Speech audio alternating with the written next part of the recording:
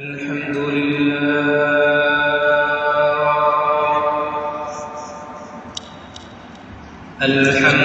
لله نحمده ونستعينه ونستغفره ونؤمن به ونتوكل عليه ونعوذ بالله من شرور أنفسنا ومن سيئات أعمالنا من يهده الله فلا مضل له ومن يضلل فلا هادي له ونشهد أن لا إله إلا الله وحده لا شريك له ونشهد أن سيدنا وسندنا وحبيبنا وحبيب ربنا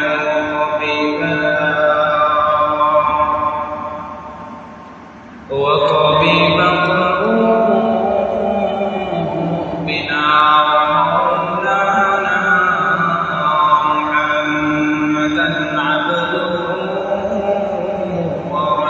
ورسوله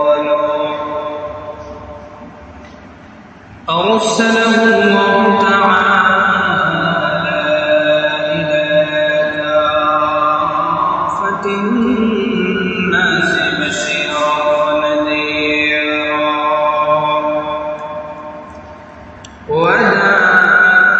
وداعيا إلى الله بإذنه وسراجا منيرا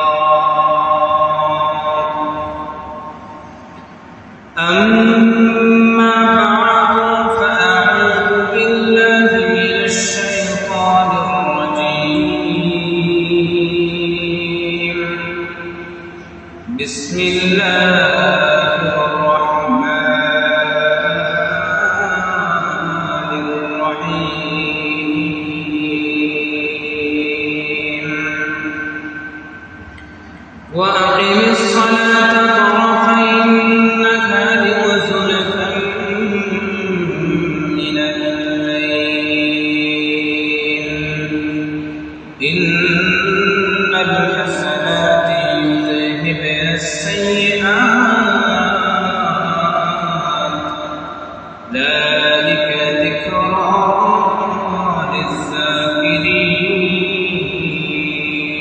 للذاكرين واصبر فإن الله لا يضيع أجر المحسنين عن أنس رضي الله تعالى عنه قال رسول الله صلى الله عليه وسلم من صلى الغداة في جماعة ثم قعد يذكر الله حتى تطلع الشمس ثم صلى ركعتين كانت له كأجر حجة وعمرة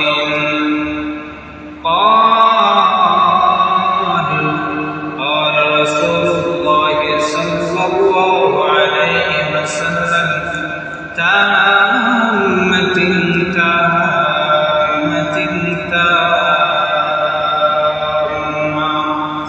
أو كما قال النبي عليه الصلاة والسلام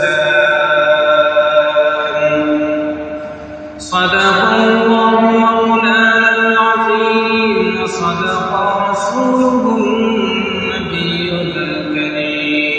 الكريم ونحن على ذلك لمن الشاهدين والشاكرين والذاكرين والحمد لله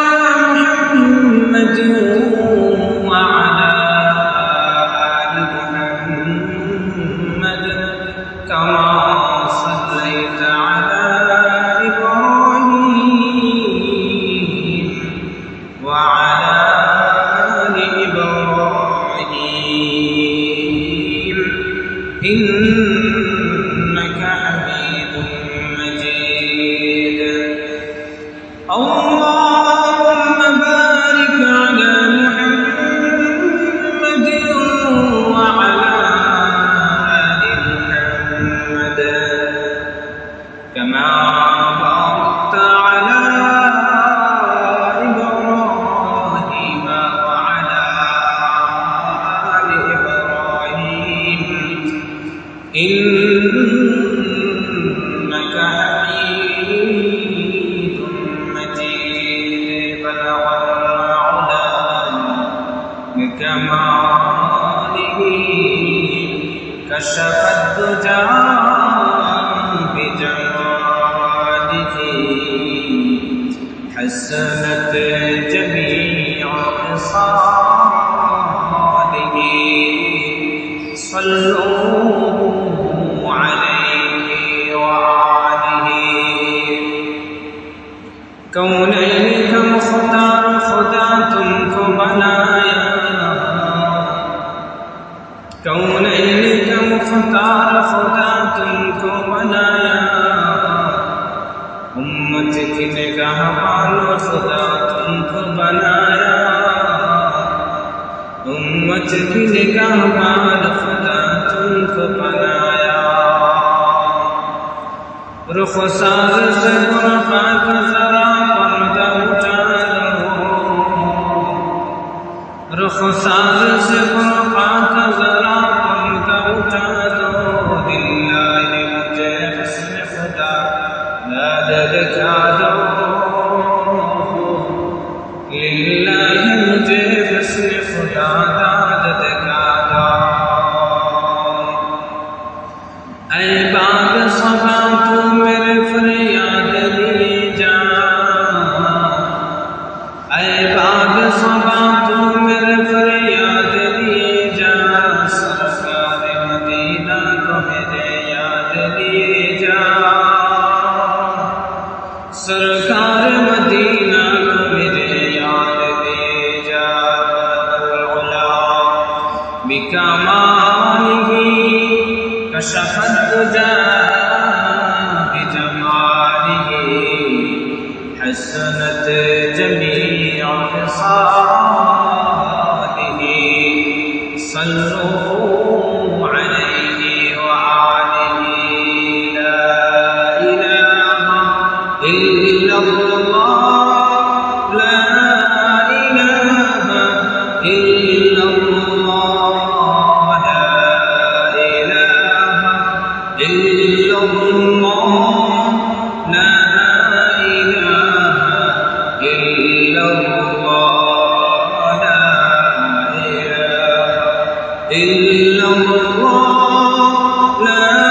إله إلا الله لا إله إلا الله لا إله إلا الله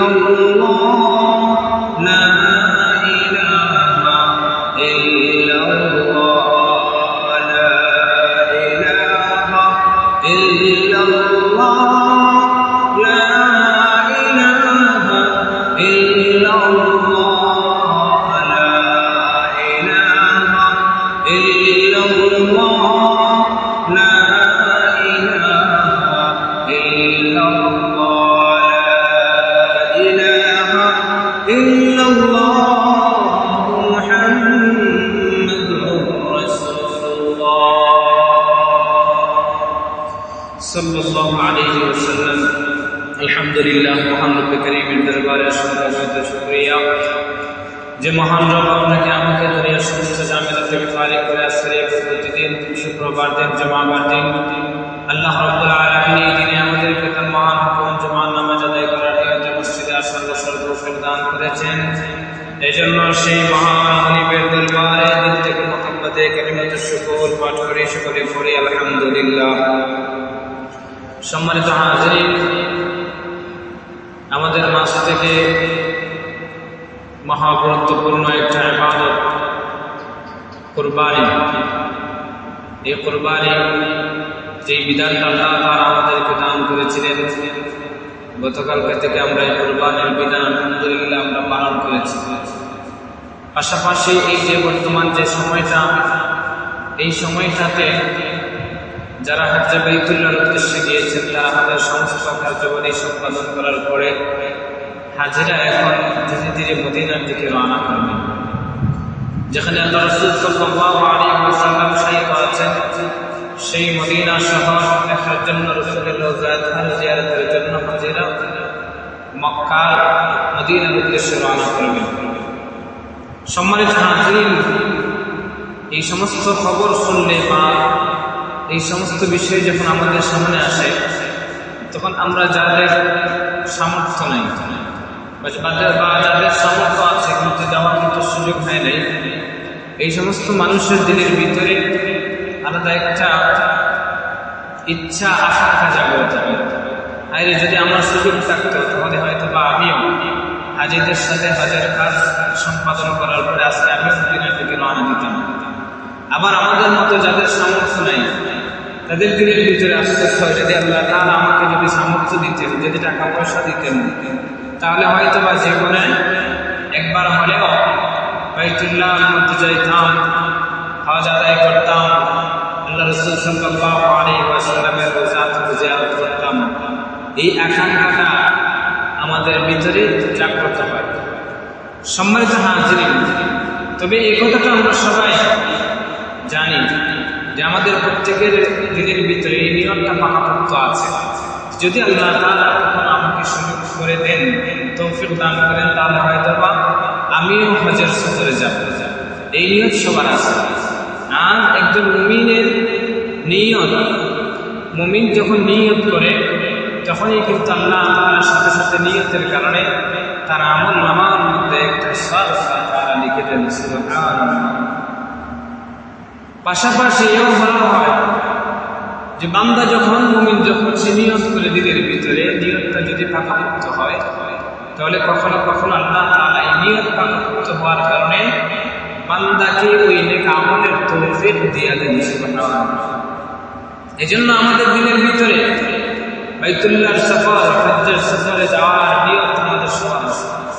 এটা আমরা সবাই চাই, মুমিন হিসেবে এটা আমাদের অনুপ্রেরণা দিনের ভিতরে সদা সর্বদা থাকে যে আমরাও এইরকম ভাবে বাইতুল্লাহে যাব, মদিনা মুনাওয়ারায় যাব, রওজাতুলের পাশে গিয়ে দাঁড়াবো। এখন এই যে আমাদের দিনের ভিতরে নিয়ত বা যে আফসোসটা, এই আফসোসটা কিন্তু আমাদের মাঝে অনেকেই এমন আছেন যাদের সারা জীবনেই থেকে যায়, কিন্তু আফসোস কি হয় না, পূর্ণ হয় না। সম্মানিত হাজিরিন, এই সমস্ত মানুষ যাদের যাওয়ার সুযোগ হয় না, আমাদের মতো যাদের যাওয়ার মতো টাকা পয়সা নাই, তৌফিক নাই, আমরা আমাদের দিনের ভিতরে প্রশান্তি সান্ত্বনা দেওয়ার জন্য বেশ কিছু আমল আছে, যে আমলের কথা আল্লাহর হাবিব সাল্লাল্লাহু আলাইহি ওয়াসাল্লাম হাদিসে পাকের মধ্যে উল্লেখ করেছেন যে কোনো বান্দা বান্দী যদি এই আমলগুলো করে তাহলে হজ্জে না গিয়েও, উমরায় না গিয়েও এই আমলগুলো করার কারণে রব্বুল আলামিন তাকে হজ্জের সওয়াব, উমরার সওয়াব তার আমল নামার মধ্যে লিখে দেন। সুবহানাল্লাহ। সম্মানিত হাজিরিন, আজকে আমার আলোচনার মূল বিষয় হলো ওই সমস্ত আমলের কথা আপনাদের সামনে তুলে ধরবো। এই সমস্ত আমল করলে বান্দা হজে না গিয়ে, উমরায় না গিয়েও সে তার নিজের জায়গার মধ্যে থেকে হজের সওয়াব পাবে, উমরার সওয়াব পাবে। সম্মানিত হাজিরিন, আল্লাহর হাবিব সাল্লাল্লাহু আলাইহি ওয়াসাল্লাম হাদিসের মধ্যে যে ঘোষণা করেছেন ইন্নামাল আমালু বিন্নিয়াত, যে বান্দার আমল নামার সওয়াব এটা তার নিয়তের উপর নির্ভর করে। সে যদি ভালো নিয়ত করে, আল্লাহ রাব্বুল আলামিন তার আমল নামার মধ্যে একটা নেকি লিখে দেন। সম্মানিত হাজিরিন, সেই হিসাবে যাওয়ার সুযোগ হয় না, এই যে একটা আফসোস, এই আফসোসের মাধ্যমেও কিন্তু বান্দা অনেক সময় নিয়ত করে, আফসোস করে ওই যে আমল যেটা সে নিজে করতে পারে নাই বা করার সুযোগ হয় নাই, নিয়ত করার কারণে, আফসোস করার কারণে সে ওই আমলের সওয়াব পেয়ে যাবে। এজন্য হাদিসে পাকের মধ্যে আল্লাহর হাবিব সাল্লাল্লাহু আলাইহি ওয়াসাল্লাম এই দুনিয়ার মানুষকে 4 ভাগে ভাগ করেছেন। আল্লাহ রাসূল বলেন দুনিয়ার মধ্যে 4 প্রকারের মানুষ আছে। এক প্রকারের মানুষ কারা? এক প্রকারের মানুষ হইল ওই সমস্ত মানুষ যাদেরকে আল্লাহ রাব্বুল আলামিন ধন দিয়েছেন, পাশাপাশি জ্ঞানও দিয়েছেন।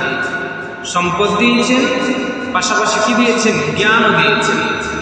ওই লোকটা সে তার সম্পদের কদর করে, পাশাপাশি জ্ঞানের কদর করে। সম্পদের কদর কিভাবে করে?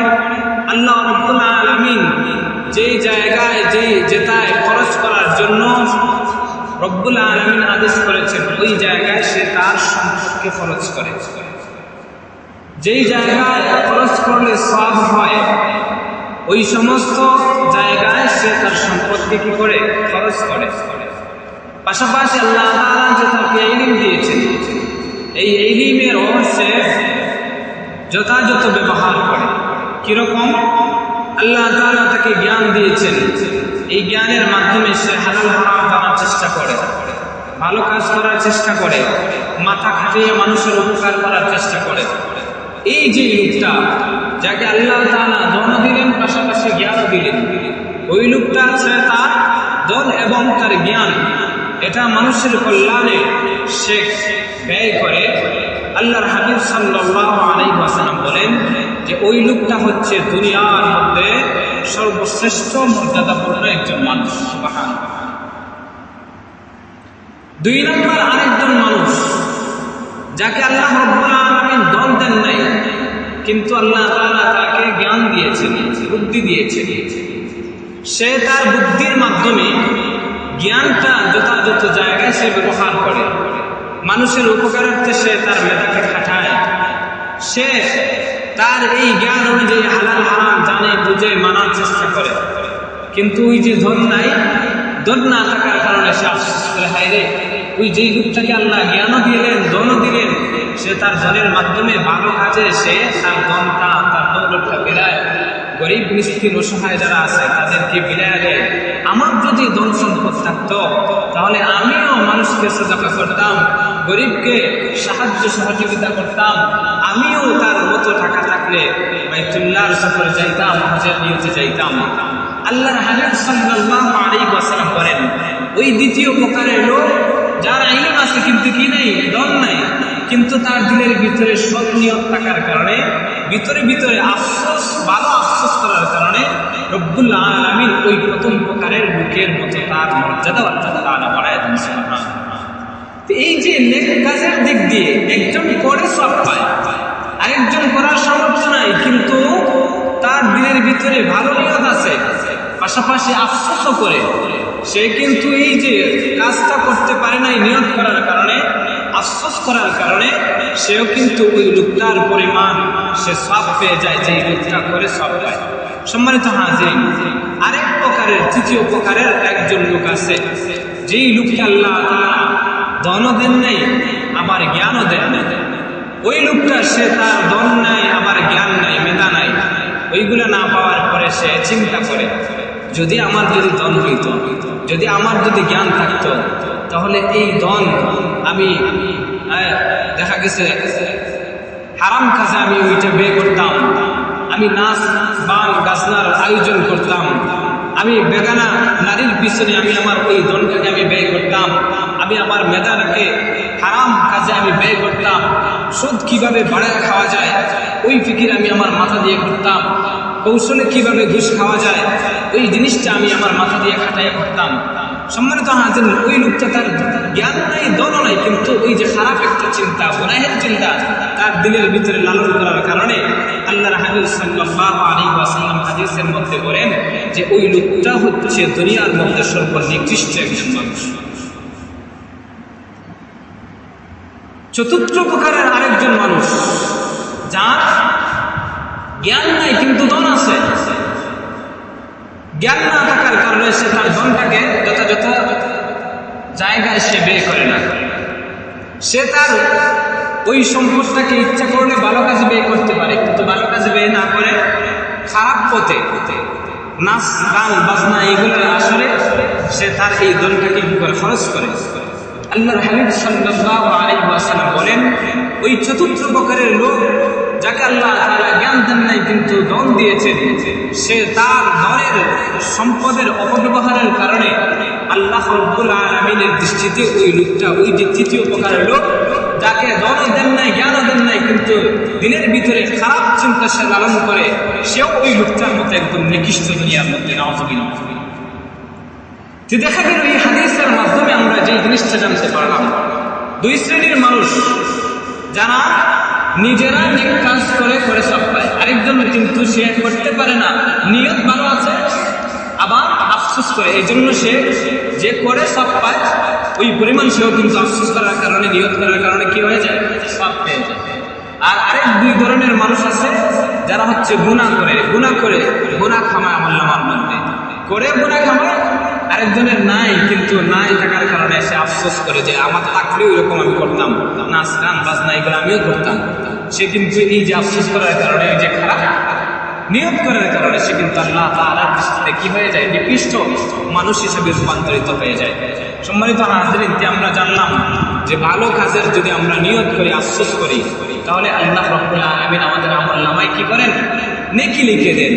এই যে হজ্জে যাওয়া, আল্লাহ রাসূলের রওজা আতহার জিয়ারত করা, এটা তো নিঃসন্দেহে সওয়াবের কাজ, গুরুত্বপূর্ণ একটা ইবাদত, হজ্জের মতো ইবাদত। আমাদের যাদের সুযোগ হয় নাই, টাকাও নাই, কিন্তু যদি দিনের ভিতরে নিয়ত যদি রাখি আর মনে মনে যদি আফসোস করি, তাহলে আল্লাহ রাসূলের এই হাদিসের ভাষ্য অনুযায়ী এই জিনিসটাই প্রতীয়মান হয় যে আপনি আমি না যাইতে পারলেও যদি দিনের ভিতরে নিয়ত রাখতে পারি আর মনে মনে যদি আফসোস রাখতে পারি, তাহলে এই নিয়তের কারণে, আফসোসের কারণে গিয়ে যে সওয়াব আল্লাহ তাআলা আমাদেরকে বোনাস হিসেবে সওয়াব আমাদের আমলনামার মধ্যে রব্বুল আলামিন লিখে দিন। সুবহানাল্লাহ। সম্মানিত হাজির, এবার আসুন আমরা এখন জানবো যে কি কি আমল যেগুলো আমরা এখানে বসে করলেও হজ্জে না গিয়েও হজের সওয়াব পাবো, উমরাতে না গিয়ে উমরার সওয়াব পাবো।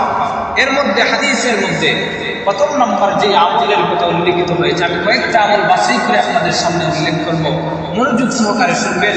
আমলগুলো কিন্তু একদম সহজ, আমরা চাইলে একটু হিম্মত করলে এই আমলগুলো করতে পারি, আর এই যে ছোট্ট আমল করে আমরা কিন্তু বড় একটা সওয়াবের অধিকারী হতে পারি। প্রথম নাম্বার সেটা হলো প্রত্যেক ফরজ নামাজের পরে আমরা তাসবিহ যে পাঠ করি, তাসবিহে ফাতিমি, এই তাসবিহে ফাতিমি আমরা আদায় করার চেষ্টা করি।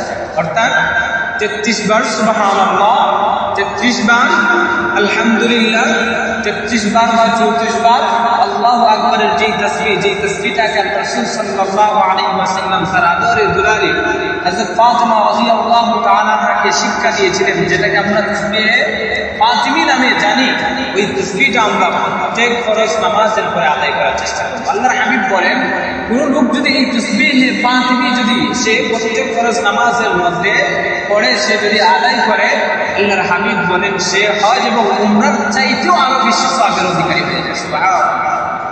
এবার শুনুন হাদিসটা আপনাদের সামনে পাঠ করে শোনাই। হযরত আবু হুরায়রা রাদিয়াল্লাহু তাআলা থেকে বর্ণিত রিওয়ায়াত, আল্লাহর হাবিব বলেন, جاء الفقراء إلى النبي صلى الله عليه وسلم فقالوا ذهب أهل الدثور من الأموال بالدرجات العلى। আল্লাহর হাবিব সাল্লাল্লাহু আলাইহি ওয়াসাল্লাম বলেন, একদিন আল্লাহর রাসূলের কাছে গরীব যে সাহাবীরা আছে, এই গরীব সাহাবীর একটা দল আল্লাহর হাবিবের কাছে এসে বলতে লাগলেন, ইয়া রাসূলুল্লাহ, ইয়া হাবিবাল্লাহ, যাহাবা আহলুদ দুসুর মিনাল আমওয়ালি বিদ-দারাজাতিল উলা।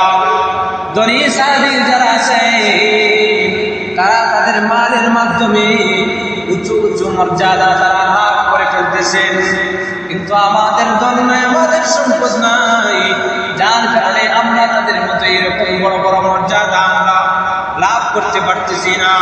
ওয়ান-নাঈমিল মুকিম, ওই সমস্ত ধনী সাহাবীরা তারা চিরস্থায়ী নিয়ামত তারা কিন্তু দুনিয়ার মধ্যেই কিন্তু লাভ করে ফেলতেছে। ইউসাল্লুনা কামা ইউসাল্লি, আল্লাহর হাবিবের কাছে ওই সমস্ত গরীব সাহাবীরা বলেন, ইয়া রাসূলুল্লাহ, তারা যে এরকম ভাবে, আমরা যে এরকম ভাবে নামাজ পড়ি, তারাও কিন্তু নামাজ পড়ে, ওয়ায়াসুমুনা কামা নাসুমু, আমরা যেমন রোজা রাখি তারাও কিন্তু তেমন রোজা রাখে। ওয়ালাহুম ফাদলুম মিন আমওয়াল, তবে তাদের আছে অতিরিক্ত সম্পদ। এই সম্পদ দিয়ে তারা কি করে? ইয়াহুজ্জুনা বিহা ওয়া ইয়াতামিরুন। আল্লাহর হাবিব বলেন এই সম্পদ দ্বারা তারা তাদের এই যে এর মাধ্যমে হজ আদায় করে, এর মাধ্যমে উমরা আদায় করে। কিন্তু আমাদের সম্পদ নাই, সম্পদ না থাকার কারণে আমরা হজ আদায় করতে পারি না, আমরা আদায় করতে পারি না। এই সম্পদের মাধ্যমে তারা জিহাদের মতো গুরুত্বপূর্ণ ইবাদতে শরীক হয়। এই সম্পদ থেকে তারা দান সাদাকা করে। আল্লাহ রাসূল সাল্লাল্লাহু আলাইহি ওয়াসাল্লাম গরীব সাহাবাদের এই আকাঙ্ক্ষা শোনার পরে তিনি বললেন, আলা উহাদ্দিথুকুম ইন আখাযতুম আদরাকতুম মান সাবাকাকুম। হে আমার গরীব সাহাবায়ে কেরাম, আমি কি তোমাদেরকে এমন কিছু আমল বলে দিব যেইগুলো তোমরা যদি গ্রহণ করতে পারো, তাহলে যারা তোমাদের চাইতে এই যে ধন সম্পদের মাধ্যমে নেকির দিক দিয়ে আগায় গেছে, মর্যাদার দিক থেকে আগায় গেছে, চিরস্থায়ী নিয়ামতের দিক থেকে আগায় গেছে, তোমরাও তাদের চাইতে আগায় যাইতে পারবা। আমি কি এমন কিছু আমলের কথা তোমাদেরকে বলে দিব? যদি তোমরা ওই আমলগুলো করো, তাহলে তোমাদের পরে কেউ তোমাদের সমকক্ষ হতে পারবে না আমলের মাধ্যমে। وكنتم خير من أنتم بين ظهرانيه إلا من عمل مثله। তবে ওই যে লোক যদি ওই আমলটা করে সে শুধু তোমাদের দ্বারে কাছে পৌঁছতে পারবে। এছাড়া কেউ যদি এই আমলগুলো যদি করে না, তাহলে ধন সম্পদ থাকলেও সে হজ করেও উমরা করেও তোমাদের দ্বারে কাছে পৌঁছতে পারবে না। আমি কি তোমাদেরকে এই আমলটা বলে দেব? কে? আল্লাহর হাবিব সাল্লাল্লাহু আলাইহি ওয়াসাল্লাম বলে, তুসাব্বিহুনা ওয়া তাহমাদুনা ওয়া তুকাব্বিরুনা খালফা কুল্লি সালাতিন সালাসাতুন ওয়া সালাতিন। আল্লাহর হাবিব সাল্লাল্লাহু আলাইহি ওয়াসাল্লাম বলে, ওই গুরুত্বপূর্ণ আমলটা হলো তোমরা প্রত্যেক ফরজ নামাজের পরে 33 বার সুবহানাল্লাহ, 33 বার আলহামদুলিল্লাহ, 33 বার আল্লাহু আকবার, এই যে তাসবিহটা আছে, এই তাসবিহটা যদি তোমরা পাঠ করো, তাহলে সম্পদশালী হয়ে সে হজ উমরা করে যে সওয়াব পাবে, তাদের চাইতে তোমরা আরো বহু গুণে বেশি সওয়াব অধিকার লাভ করতে পারবে। তাহলে আমরা এই যে প্রথম নাম্বার এই যে হাদিস যে আমলটা আমরা জানলাম হাদিসের মাধ্যমে, সেটা হলো আমরা প্রত্যেক ফরজ নামাজের পরে এই তাসবিহে ফাতিমিটা আমরা সবসময় আদায় করার চেষ্টা করব। এর মাধ্যমে আল্লাহ তাআলা আমাদের আমলনামার মধ্যে হজ উমরার চাইতে আল্লাহ তাআলা বেশি সওয়াব আমাদের আমলনামার মধ্যে লিখে দিবেন। সুবহানাল্লাহ। 2 নম্বর আমল, হাদিস থেকে আল্লাহ রাসূল সাল্লাল্লাহু আলাইহি ওয়াসাল্লাম বলেন, যেই লোকটা ইশরাকের নামাজ আদায় করবে, ইশরাকের নামাজের সময় কখন? ফজরের নামাজের পরে সূর্য উদিত হওয়ার 10-15 মিনিট পরে যে নামাজটা আদায় করা হয়, 2 রাকাত বা 4 রাকাত যে নামাজ আদায় করা হয়, সেটাকে বলা হয় সালাতুল ইশরাক, ইশরাকের নামাজ। আল্লাহ রাসূল সাল্লাল্লাহু আলাইহি ওয়াসাল্লাম এই ইশরাকের নামাজের ফজিলতের কথা হাদিসের মধ্যে তুলে ধরেন। রিওয়ায়াতের মধ্যে এসেছে, আল্লাহর হাবিব বলেন, মান সাল্লাল গাদাতা ফি জামাআতিন সুম্মা ক্বাদা ইয়াদকুরুল্লাহ হাত্তা তাতলু'a আশ-শামসু সুম্মা সাল্লা রাকা'তাইন কানাত লাহু কাআজরি হাজ্জাতিন ওয়া উমরাতিন। আল্লাহর হাবিব সাল্লাল্লাহু আলাইহি ওয়াসাল্লাম বলেন, মান সাল্লাল গাদাতা ফি জামাআতিন, যে লোকটা ভোরের নামাজ তথা ফজরের নামাজ জামাতের সহিত আদায় করে, জামাতের সহিত আদায় করার পরে সুম্মা ক্বাদা ইয়াদকুরুল্লাহ হাত্তা তাতলু'a আশ-শামস, মুসাল্লার মধ্যে থেকে, মসজিদের মধ্যে থেকে জিকির আজকারের মধ্যে সে সময় কাটায়, এমনকি দূরে শামস সূর্য উদিত হয়ে যায়। সূর্যোদয়ের পরে এই যে সালাতুল ইশরাকের 2 রাকাত নফল নামাজ, আল্লাহর হাবিব বলেন, রব্বুল আলামিন এই 2 রাকাত নামাজ আদায় করার কারণে কানাত লাহু কাআজরি হাজ্জাতিন ওয়া উমরাতিন, তার আমলনামার মধ্যে রব্বুল আলামিন একটা পরিপূর্ণ হজ এবং একটা পরিপূর্ণ উমরার সওয়াব লিখে দেন। আল্লাহর হাবিব এই জিনিসটাকে তাকিদের জন্য হাদিসের যে শামসে তিনি ইরশাদ করে রাসূলুল্লাহ সাল্লাল্লাহু আলাইহি ওয়াসাল্লাম তাম্মাতিন তাম্মা নাফিস নয় বরং পুরোপুরি পরিপূর্ণ একটা হজ এবং উমরার সব বান্দার আমলনামার মধ্যে আল্লাহ লিখে দেয়। পরিপূর্ণ এই কথাটা আল্লাহ রাসূল 3 বার বলেছেন। এর মাধ্যমে আমাদেরকে এই জিনিসটাই বুঝিয়েছেন যে তোমরা মনে করতে পারো এটা সাধারণ আমল, না। ইশরাকের 2 রাকাত বা 4 রাকাত যদি নামাজ আদায় করতে পারো, এই নামাজ আদায় করার কারণে রব্বুল আলামিন তোমার আমলনামার মধ্যে পরিপূর্ণ একটা হজ এবং উমরাহ আল্লাহ তাআলা লিখে দিবেন। সুবহানাল্লাহ। সম্মানিত আলেম, এই হলো 2 নম্বর আমল। 3 নম্বর আমল, চাষের নামাজের উদ্দেশ্যে বাড়ি থেকে বের হয়ে মসজিদের মধ্যে গিয়ে চাষের নামাজ আদায় করা। এই চাষের নামাজের সময় কখন? ফুকাহায়ে কেরাম বুখারী কিতাবের মধ্যে লিখে সূর্য যখন একদম ঠিক মাথার উপরে পড়ে, সূর্য যখন মাথার উপরে যায়, ওই মাথার উপরে যাওয়ার পরে যখন একটু পশ্চিম আকাশে যখন ঢলে পড়ে, ওই সময়টাকে বলা হয় চাষের সময়। ওই চাষের সময় 2 রাকাত বা 4 রাকাত যদি নফল নামাজ আদায় করে, তাহলে তার আমলনামার মধ্যে কেমন সওয়াব আল্লাহ তাআলা দান করেন। হাদিসের মধ্যে আল্লাহর হাবিব বলেন, মান খারাজা ইলা তাসবিহিদ দুহা, যে লোকটা তার বাড়ি থেকে সালাতুল চাষের নামাজ আদায় করার জন্য সে যখন মসজিদের মধ্যে যায়, লা ইয়ানসিবুহু ইল্লা ইয়া, তার একমাত্র উদ্দেশ্যই থাকে যে আমি মসজিদে যাওয়ার পরে চাষের নামাজ আদায় করব। এই উদ্দেশ্য ছাড়া তারা দিনের ভিতরে আর কোনো ধরনের নিয়ত থাকে না, উদ্দেশ্য থাকে না। আল্লাহর হাবিব সাল্লাল্লাহু আলাইহি ওয়াসাল্লাম বলেন, ফাআজরুহু কাআজরিল মুতামির, তার আমলনামার মধ্যে আল্লাহ রাব্বুল আলামিন একটা পরিপূর্ণ উমরার সওয়াব দান করে। সুবহানাল্লাহ। আল্লাহ তাআলা চাষের নামাজ আদায় করলে 2 রাকাত বা 4 রাকাত যদি চাষের নামাজ যদি আদায় করেন, তাহলে রব্বুল আলামিন এই চাষের নামাজ আদায়ের কারণে একটা পরিপূর্ণ উমরার সওয়াব রব্বুল আলামিন বান্দার আমলনামার মধ্যে দান করেন। সম্মানিত হাজিরিন, 4 নম্বর আমলের কথা হাদিসের মধ্যে আল্লাহর রাসূল বলেন, যেই লোকটা তার ঘর থেকে ওযু বানায়া পবিত্রতা হাসিল কইরা মসজিদের মধ্যে যায় ফরজ নামাজ আদায় করার নিয়তে, ওই লোকটার সওয়াব কেমন?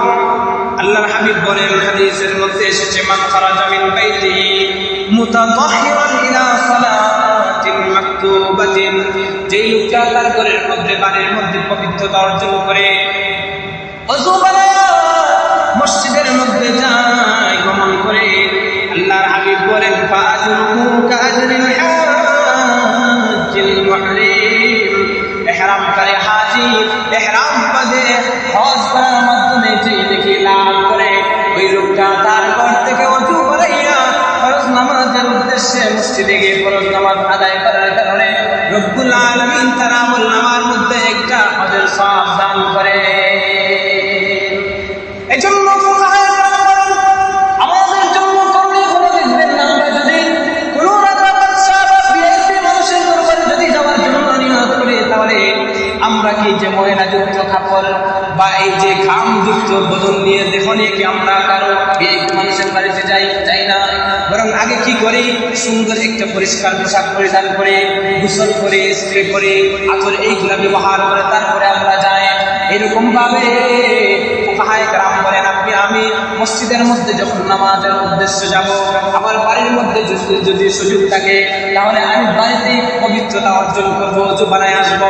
কারণ আমি দুনিয়ার কোনো সাধারণ রাজা বাদশার দরবারে হাজিরা দেওয়ার জন্য আমি যাইতেছি না, বরং সমস্ত বাদশাহের বাদশা আল্লাহ রাব্বুল আলামিনের দরবারে আমি কিন্তু হাজিরা দেওয়ার জন্য যাইতেছি।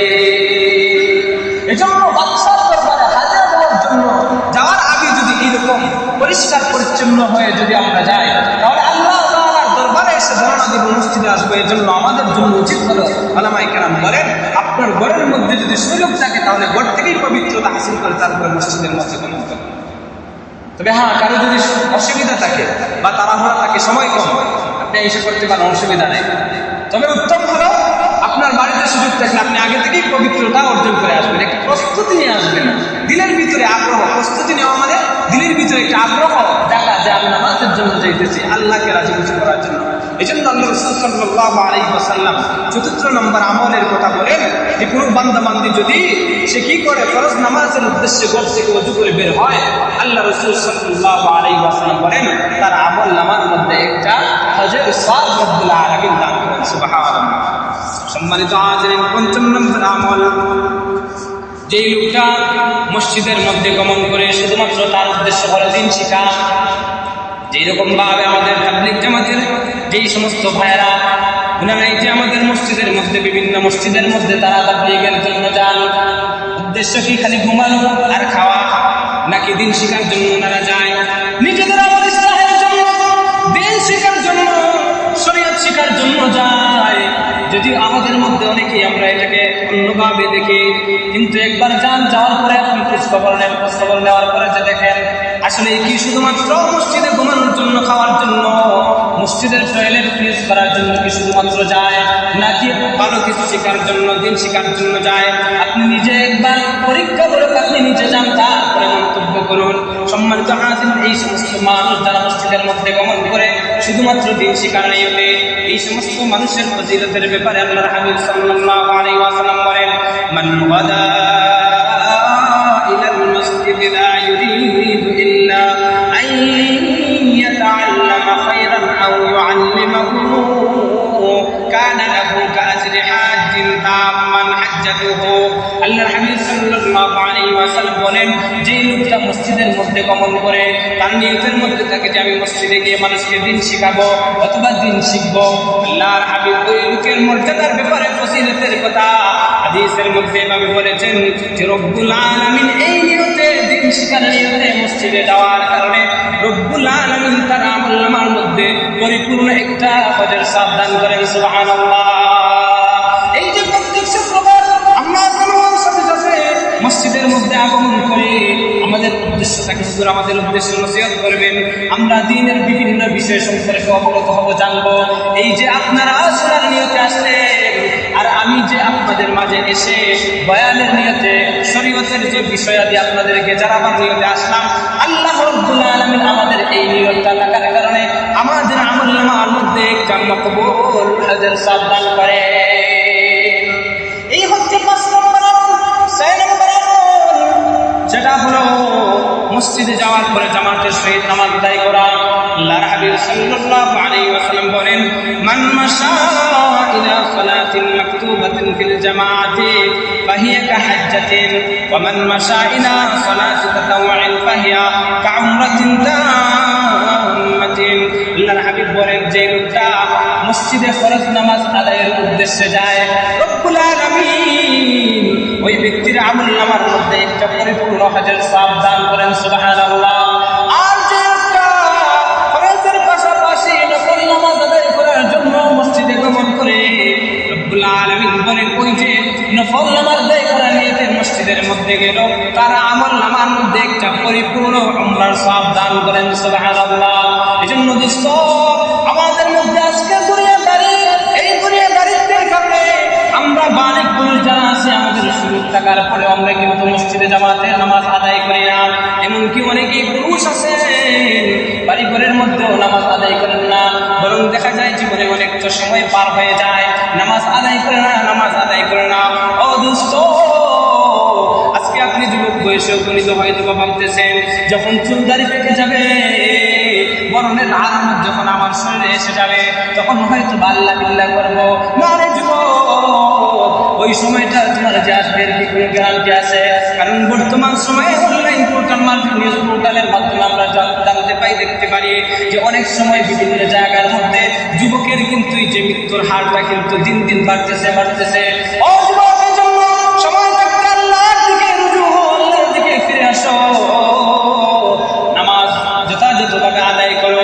এই নামাজের যে মাঝে আসার পরে আমরা অনেক সময় দেখা যায় অনেকেই নামাজের মাসলা মাসাইল সম্পর্কে নিজেরা জানি না, জানার চেষ্টা করি না, এমনভাবে নামাজ আদায় করি, কষ্ট করে আসি কিন্তু নামাজ পড়ি, নামাজ কিন্তু হইতেছে না। এই জিনিসটা আমাদের খেয়াল নাই। দেখি আমরা নামাজের মধ্যে দাঁড়াই, নামাজের মধ্যে দাঁড়াইয়া রুকুর মধ্যে যাই, রুকু থেকে যে সোজা হয়ে দাঁড়ানো, এটা হচ্ছে একটা ওয়াজিব। কেউ যদি ওয়াজিব ইচ্ছাকৃতভাবে তরক করে শেষে যদি সাহু সিজদা না দেয় তাহলে কিন্তু তার নামাজ হয় না। ওই যে লোকটা নামাজের মধ্যে দাঁড়াইলো, রুকু করলো, রুকু করার পরে রুকু থেকে সোজা হয়ে তার বডিটা স্থির করলো না, সোজা হয়ে দাঁড়াইলো না, ওই লোকটা সে সোজা হয়ে না দাঁড়ানোর কারণে তার ওয়াজিব তরক হইল। আর ওয়াজিব তরক হওয়ার কারণে সেটা সাহু সিজদা না দেওয়ার কারণে তার কিন্তু নামাজই নষ্ট হয়ে যাইতেছে। এই জিনিসটা কিন্তু সে বুঝতেছে না। এজন্য আমরা নামাজ জামাতের সহিত আদায় করবো, জেনে বুঝে তারপরে আমরা নামাজ আদায় করবো, নামাজের মাসলা মাসাইল জানবো। সম্মানিত হাজির, এই যে কয়টা আমলের কথা বললাম, যেই আমলগুলো আমরা হজে না গিয়ে কিন্তু এই বাড়ির মধ্যে আমাদের এই এলাকার মধ্যে থেকেও এই আমল করলে আমরা হজের সব পাবো, আমরা উমরার সব পাবো। প্রথম নম্বর বলেছিলাম নামাজের পরে আমরা তাসবিহে যে ফাতিমি, এই তাসবিহে ফাতিমি আদায় করবো। দ্বিতীয় নাম্বার হলো আমরা ইশরাকের নামাজ আদায় করবো। তৃতীয় নাম্বার হলো আমরা চাষের নামাজ আদায় করবো। চতুর্থ নাম্বার হলো ফরজ নামাজের জন্য যখন মসজিদের দিকে যাব ঘর থেকে উযু করে আসবো। আর পঞ্চম নাম্বার দিন শিক্ষা এবং শিখানোর নিয়তে আমরা মসজিদে গমন করলে আল্লাহ তাআলা আমাদের আমল নামার মধ্যে হজ এবং উমরার সব আল্লাহ তাআলা লিখে দেন। পাশাপাশি আরেকটা আমল বলেছি যে জামাতের সহিত এসে নামাজ আদায় করা। এছাড়া আরো বিভিন্ন আমলের কথা আল্লাহ রাসূল সাল্লাল্লাহু আলাইহি ওয়াসাল্লাম হাদিসের মধ্যে উল্লেখ করেছেন। সুতরাং দোস্ত, আমরা এই আমলগুলো করব, করার চেষ্টা করবো তো ইনশাআল্লাহ। আমলগুলো কিন্তু সহজ, কিন্তু প্রতিদান অনেক বেশি। আমল সহজ কিন্তু প্রতিদান অনেক বেশি। রব্বুল আলামিন যেন আমাদের সবাইকে এই গুরুত্বপূর্ণ আমলগুলো করার তৌফিক দান করেন। ওয়া আখিরু দাওয়ানা আলহামদুলিল্লাহি রাব্বিল আলামিন। সাল্লাল্লাহু আলা সাইয়্যিদিনা ওয়া মাওলানা মুহাম্মদ وعلى آله وأصحابه وسلم. صلى الله على سيدنا ومولانا محمد وعلى آله وأصحابه وسلم. أستغفر الله إن الله غفور رحيم. أستغفر الله ربي من كل ذنب وأتوب إليه. ولا حول ولا قوة إلا بالله العلي العظيم. لا إله إلا الله محمد رسول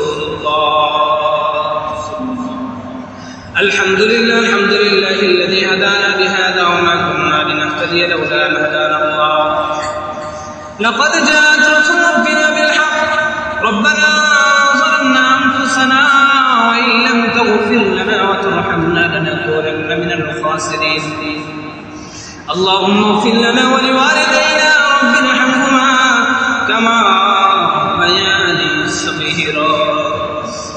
परवरदिगारे आलम या अल्लाह, এই মজলিসের মধ্যে আমি হচ্ছে সবচেয়ে বড় গুনাহগার। আয় আল্লাহ, তোমার মায়ের বান্দাদেরকে সাথে নিয়া তুমি আল্লাহ সেই দরবারে দুকার হাত পাতাইলাম। মেহেরবানি করে আমাদের জিন্দেগির সমস্ত গুনাহ মাফ করো। এই রব্বুল আলামিন, পরবর্তীকার আলম ইয়া আল্লাহ, তোমার হুকুম আহকাম মানিয়ে চলার তৌফিক দান ফরমাও।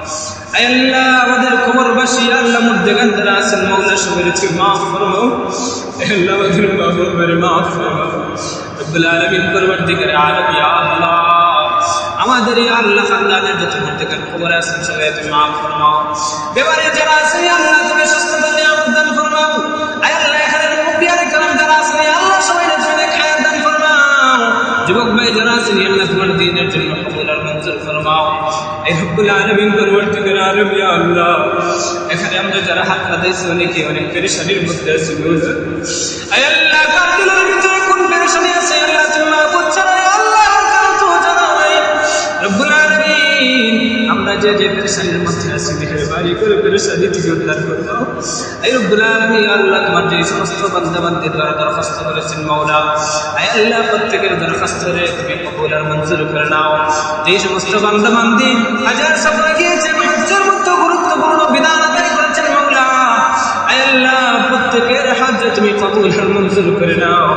আল্লাহ আমাদের হুকুম আহকাম পালন করতে গিয়ে আদায় করতে গিয়ে যে সমস্ত ভুল ত্রুটি হয়েছে মাওলা আয় আল্লাহ তোমার দয়া করে তুমি মাফ করিয়া দাও আয় আল্লাহ প্রত্যেকের ইয়া আল্লাহ তুমি মকবুল হজ ইয়া আল্লাহ তুমি তাদের ভাগ্যে তুমি আল্লাহ নসিব করিয়া দাও আয় রব্বুল আলামিন ইয়া আল্লাহ আমাদেরকে যাওয়ার তৌফিক দান ফরমাও রব্বুল আলামিন ইয়া আল্লাহ যে গুরুত্বপূর্ণ কিছু আমাদের কথা বললাম আয় আল্লাহ আমাদেরকে এই আমলগুলো করার তৌফিক দান ফরমাও এই মুহূর্তে আমাদের পক্ষ থেকে নাম ধরে ধরে অসংখ্য গণিত দুরূদ সালাম মায়া নবীজির রওজাতের মধ্যে পৌঁছায় দাও সাল্লাল্লাহু তাআলা আলা খায়রি খালকিহি মুহাম্মদ ওয়া আলা আলিহি ওয়া আসহাবিহি আজমাইন আমিন বিরহমাতিকা ইয়া আরহামার